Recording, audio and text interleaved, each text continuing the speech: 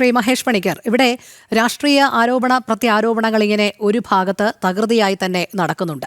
ഇപ്പോഴും കേരള സമൂഹത്തിന്, ഭക്തസമൂഹത്തിന് അറിയേണ്ടത് അയ്യന്റെ സ്വർണം കട്ടതാര്, ഇതിന് പിന്നിൽ നിന്നവർ ആരൊക്കെ എന്നുള്ളതാണ്.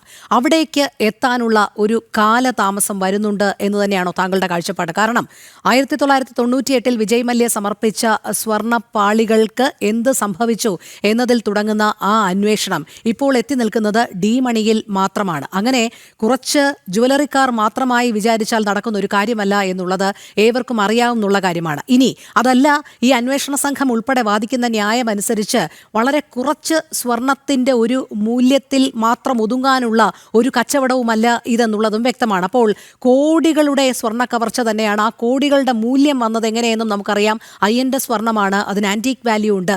അതുകൊണ്ട് തന്നെ അത്തരത്തിലൊരു വിശ്വാസ കച്ചവടം നടത്തുന്ന തരത്തിലേക്ക് കാര്യങ്ങൾ കൊണ്ടുചെന്ന് എത്തിക്കണമെങ്കിൽ അത് ഈ നിലവിൽ ഇപ്പോൾ അന്വേഷണ സംഘം കണ്ടെത്തിയിരിക്കുന്ന കണ്ണികളല്ല. ഇതിന് പിന്നിൽ അതിശക്തരായ വമ്പന്മാർ തന്നെയുണ്ട്. അവരുടെ ഒത്താശയോടുകൂടി ഇവരൊക്കെ വെറും ബിനാമികളായി മുന്നിൽ നിന്നുകൊണ്ട് നടത്തിയ ഒരു ആസൂത്രണമല്ലേ? തീർച്ചയായിട്ടും നമ്മൾ ഇതിന്റെ ആദ്യത്തെ ഇതുപോലെ പരിശോധിക്കുമ്പോഴത്തേക്ക് യഥാർത്ഥത്തിൽ ഒരു അധികാരവും ഇല്ലാത്ത, താരതമ്യേന നമുക്ക് എഫ്ഐആർ ഇടാനോ അല്ലെങ്കിൽ അറസ്റ്റ് ചെയ്യാനോ ഒന്നും അധികാരമില്ലാത്ത ദേവസ്വത്തിന്റെ വിജിലൻസ് തന്നെയാണ് ഈ താങ്ങുപീഠം കണ്ടെത്തുന്നത്. ഈ കേസിനകത്തെ ഒരു നിർണായകമായ ഒരു സംഭവമാണ്. അത് കണ്ടെത്തിയില്ലെങ്കിൽ നമുക്ക് അടുത്ത ലീഡിലോട്ടും ഇങ്ങനത്തെ ഇതിലോട്ടൊന്നും പോകാതെ ഇത് വ്യത്യസ്തമായ ഒരു തലത്തിലേക്ക് പോയാൽ. അപ്പൊ ഇതിനകത്തൊരു അയ്യപ്പന്റെ കണ്ണുണ്ട്. അയ്യപ്പൻ ഒരു അസ്ത്രം ഇങ്ങനെ എഴുതി വിട്ടിട്ടുണ്ട്. അപ്പം അതിന്റെ രീതിയിൽ തന്നെയാണ് അതിന്റെ പോക്ക്. പിന്നെ നമ്മളിപ്പോ കാലാകാലങ്ങളിൽ ഇപ്പം ഓരോരുത്തരുടെ ഈ കാലതാമസം ഇതെന്നൊക്കെ പറയുമ്പോഴും നമ്മൾ മനസ്സിലാക്കേണ്ട ഒരു കാര്യം, ഇതിൽ അറസ്റ്റിലായ ഒരാൾക്ക് പോലും ജാമ്യം കിട്ടുന്നില്ല. കാര്യം ഇപ്പൊ 4 ദിവസം കഴിഞ്ഞോ അല്ലെങ്കിൽ അടുത്തൊരു സിറ്റിങ്ങിനകത്തോ ജാമ്യം കിട്ടാവുന്ന തരത്തിലുള്ള ഇതേ ഉള്ളൂ സത്യം പറഞ്ഞാൽ. പക്ഷെ എന്തുകൊണ്ട് അപ്പൊ അത്ര ശക്തമായ തെളിവ് നേടിയിട്ട് തന്നെയാണ് ഇവർ അറസ്റ്റിലേക്ക് പോയിരിക്കുന്നത്.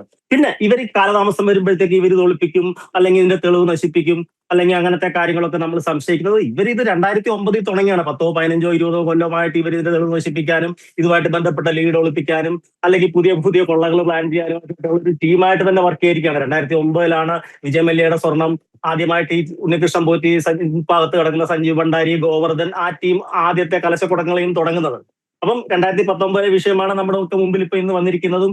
ഈ പറഞ്ഞ സെപ്റ്റംബർ 7-ാം തീയതി, ഈ വർഷം സെപ്റ്റംബർ 7-ാം തീയതി പ്രശാന്തിന്റെ കാലത്ത് ഒരു ചന്ദ്രഗ്രഹണ ദിവസത്തിൽ ഇവരെ ഇളക്കിയപ്പോഴത്തേക്കാണ് ഇതിന്റെ ഈ അന്വേഷണം ഈ രീതിയിലേക്ക്, ഈ മൊത്തത്തിലേക്ക് പോകുന്നത്. നമ്മൾ ഈ കാന്താര സിനിമയൊക്കെ കാണുമ്പോൾ ഞാൻ വരും എന്റെ കൂടെ ഗുളികനും വരും എന്ന് പറയുന്ന പോലത്തെ ഇവരുടെ ഈ ധാരപാല വിഗ്രഹത്തിൽ തൊട്ടപ്പോഴാണ് ഈ ഒരു ശക്തിയെ ശരിക്കും ഇപ്പോഴത്തെ ഇതിനകത്ത് അപ്പം അന്ന് പൊക്കിയേക്കാന്നും പറഞ്ഞ് വന്നിരിക്കുന്നത്. അപ്പൊ ഇതിനകത്ത് അയ്യപ്പന്റെ ഒരു നിശ്ചയമുണ്ട്.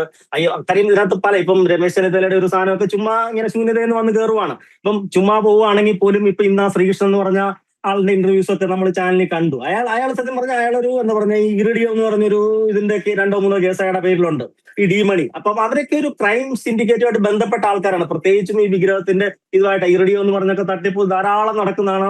എല്ലാ സ്ഥലങ്ങളിലും നമ്മൾ പത്രത്തിൽ അവരെ പിടിച്ചു, ഇവരെ പിടിച്ചു, കോടിക്കണക്കിന് രൂപ കൈമാറി എന്നൊക്കെ പറയുമ്പം ഇതും നമ്മുടെ ക്ഷേത്രവുമായിട്ട് ബന്ധമുണ്ട്. ഈ വിശ്വാസക്കൊള്ള എന്ന് പറയുമ്പോഴത്തേക്ക് ഇതിനകത്ത് ഈ ടൈപ്പ് ഒരു കാര്യമുണ്ട്. അതിന് ഉറപ്പായിട്ട് ഒരു പൂജകന്റെ അല്ലെങ്കിൽ ഒരു പൂജാരിയുടെ ആവശ്യമുണ്ട്. മറ്റേ ആന്റിക് കൊള്ള പോലെ ഇതിങ്ങനെ വീട്ടിൽ കൊണ്ടുവെക്കുക, അല്ലെങ്കിൽ ഒരു ഡ്രോയ്ക്കകത്തോ അല്ലെങ്കിൽ ഒരു പ്രത്യേകിച്ച് ഒരു സ്ഥലത്തിലോട്ടോ കൊണ്ടുവെക്കുകയല്ല ചെയ്യുന്നത്, ഒരു സ്റ്റോർ റൂമിലോ ഒക്കെ. ഈ പൂജ ദൈവികമായിട്ടുള്ള ഒരു പൂജയായിട്ട് വെക്കുമ്പോഴത്തേക്ക് ഇവർക്കൊരു എന്താ പറഞ്ഞ ഒരു പൂജാരകന്റെ ഒരു ഉപദേശവും അവരുടെ ഒരു സാന്നിധ്യവും ഒക്കെ വേണം. ഇതൊരു പ്രതിഷ്ഠ പോലെ തന്നെ അവരുടെ ഒരു പൂജാമുറിയിലോ അല്ലെ അവരുടെ ഒരു അങ്ങനത്തെ ഒരു സങ്കേതത്തിലോ ഇത് വെക്കണം. പിന്നെ കാലാകാലങ്ങളിൽ അതിന് എന്താ പറഞ്ഞ മാസപൂജയോ അല്ലെങ്കിൽ വാർഷിക പൂജയോ ഒക്കെ നടത്തണം. അപ്പൊ അങ്ങനെയാണ് ആ വിശ്വാസവുമായിട്ട് ബന്ധപ്പെട്ട കൊള്ള നടക്കുന്നത്. അപ്പം ആ ഒരു രീതിയിലോട്ടൊക്കെ ഇതിന്റെ ലീഡ് പോകേണ്ടതുണ്ട്. അത് ഓൾമോസ്റ്റ് പോയിട്ടുള്ളത് തന്നെയാണ് എന്റെ വിശ്വാസം. അതായത് ശ്രീ മഹേഷ് പണിക്കർ, ഈ വിശ്വാസക്കൊള്ള നടത്താൻ ഒരു മൂടുപടം വേണമായിരുന്നു. തങ്ങളുടെ ഇഷ്ടങ്ങൾക്ക് അനുസരിച്ച് നിൽക്കുന്ന ആ മൂടുപടമായിരുന്നു ഉണ്ണികൃഷ്ണൻ പോറ്റി, അല്ലേ? അതെ. ഉണ്ണികൃഷ്ണൻ പോറ്റിയെ സത്യം പറഞ്ഞാൽ ഇവർ ഈ കൊള്ള നടത്താൻ വേണ്ടി, അതായത് ഇങ്ങനത്തെ ഉള്ള ഒരു ടീം ഫോം ചെയ്തിട്ട് നമ്മൾ സഞ്ജീവ് ഭണ്ഡാരി എന്നൊക്കെ പറയുന്ന നമ്മുടെ പങ്കജ് ഭണ്ഡാരി അങ്ങനത്തെ ഒക്കെ ടീം, അവരൊരു ടീമായിട്ട് അവർക്ക് ഇതുപോലെ തന്നെ വേറൊരു ഈ ആന്റിക് സാധനങ്ങളൊക്കെ വിൽപ്പന ചെയ്യുന്ന ഒരു സ്ഥാപനമുണ്ട്.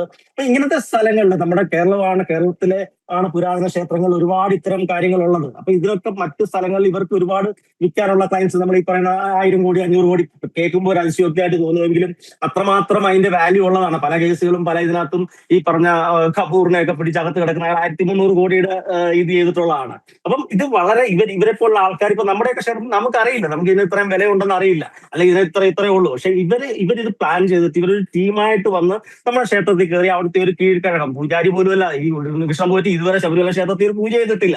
പൂജ ചെയ്യാനുള്ള അധികാരം അയക്കില്ല. അത് മേൽശാന്തിക്കോ അല്ലെങ്കിൽ കീഴ്ശാന്തിക്കോ വരെയൊക്കെ ഉള്ളൂ. അതിന്റെയും താഴെയുള്ള കഴകം എന്ന് പറഞ്ഞാൽ തൂപ്പുകാരനോ തുടപ്പുകാരനോ എന്ന് പറയുന്ന പോലത്തെ ഒരു പോസ്റ്റിലാണ്. പക്ഷെ അയാൾ ശബരിമലയിലെ മഹാതന്ത്രിയായിട്ട് ഇന്ത്യയിലെ ഏറ്റവും വലിയ വീടായ 10 ജൻപതിൽ അവിടെ കയറി മഹാപുരോഹിതനായിട്ട് അവർക്ക് താഴ്ത്ത് കെട്ടിക്കൊടുക്കാനോ അവർക്ക് കാപ്പ് കെട്ടിക്കൊടുക്കാനോ ഉള്ള രീതിയിൽ അയാൾ വളരുകയാണ്. അയാളെ അങ്ങനെയാണ് അവിടെ പ്രസന്റ് ചെയ്യുന്നത്. അപ്പം ഇതിന്റെ പുറകിൽ ഒരു വലിയ ഫോക്കസ് ഉണ്ട്. ഇയാളെ കൊണ്ട് ഈ പറഞ്ഞ പണ്ട് വീരപ്പനെ കൊണ്ടൊക്കെ ആനക്കമ്പ് ഓട്ടിച്ചിട്ട് വീരപ്പനല്ല പുറത്ത് കുറെ രാഷ്ട്രീയക്കാരോ അല്ലെ വലിയ വലിയ സിനിമാക്കാരോ ഒക്കെയാണ് അതിന്റെ ആ പൈസ ഉപയോഗിക്കുന്ന പോലത്തെ അതേ രീതിയിൽ തന്നെ ഇയാളെ കൊണ്ട് ഇവിടെ ആ ഒരു സംഭവം പൊക്കിപ്പിച്ചിട്ട് ഇതിന്റെ പുറകിൽ ഒരു വലിയ വിശാലമായ വ്യാപ്തിയുള്ള ഒരു കാര്യമുണ്ട്. ഇപ്പൊ നമ്മുടെ അകത്ത് കിടക്കുന്ന ആൾക്കാരൊക്കെ അതിന്റെ ഈ ഒരു താഴത്തെ ലെവലിലോ അല്ലെ രണ്ടാമത്തെ ലെവലിലോ ഉള്ള ആൾക്കാരാണ്. അതിന്റെ മേളിലുള്ള ഒരുപാട് ആൾക്കാർ ഇതിനകത്തുണ്ട്. ഇവരെല്ലാം പുറത്തു വരേണ്ടതുണ്ട്. അപ്പം അയ്യപ്പൻ എന്തായാലും അതിന്റെ രീതിയിൽ SIT നമ്മൾ സത്യം പറഞ്ഞാൽ ഇപ്പൊ ഇത്രയും ഒരു എന്താ പറഞ്ഞ അടുത്ത അറസ്റ്റ് വന്നില്ലേ, മന്ത്രിയിലേക്ക് എന്തിനാ പോയില്ല, അല്ലെ തന്ത്രിയിലേക്ക് എന്താ പോകാത്തെന്നൊക്കെ ചോദിക്കുന്നതിനകത്ത് ഒരു ചെറിയ ഇതുണ്ട്. കാര്യം അതിനൊരു യഥാർത്ഥത്തിലുള്ള ഒരു ഇവരുടെ ഒരു എന്താ പറഞ്ഞ ആ ഒരു ഈ തെളിവുകൾ എന്ന് വെച്ചാൽ ഇവര് യഥാർത്ഥത്തില് ഈ പറഞ്ഞ നമ്മുടെ ഫോൺ രേഖകള് അല്ലെങ്കിൽ ഇവരുടെ ടവർ ലൊക്കേഷന് അല്ലെങ്കിൽ മറ്റു കാര്യങ്ങൾ, മറ്റു തെളിവുകൾ, സാഹചര്യ തെളിവുകൾ ഇതെല്ലാം ഒപ്പിച്ചു വെച്ചിട്ടല്ലേ ഇവർക്ക് സത്യം പറഞ്ഞാൽ അറസ്റ്റിലേക്ക് കയറാൻ പറ്റൂ. അപ്പൊ ഇവരെല്ലാം മൊഴി എടുത്തിട്ടുണ്ട്. പ്രാഥമികമായ മൊഴി ഇവരുടെ എല്ലാം എടുത്തിട്ടുണ്ട്. അപ്പൊ ബാക്കിയുള്ളത് വരുന്ന അനുസരിച്ചിട്ട് അത് വരുമെന്ന് തന്നെയാണ് എന്റെ വിശ്വാസം.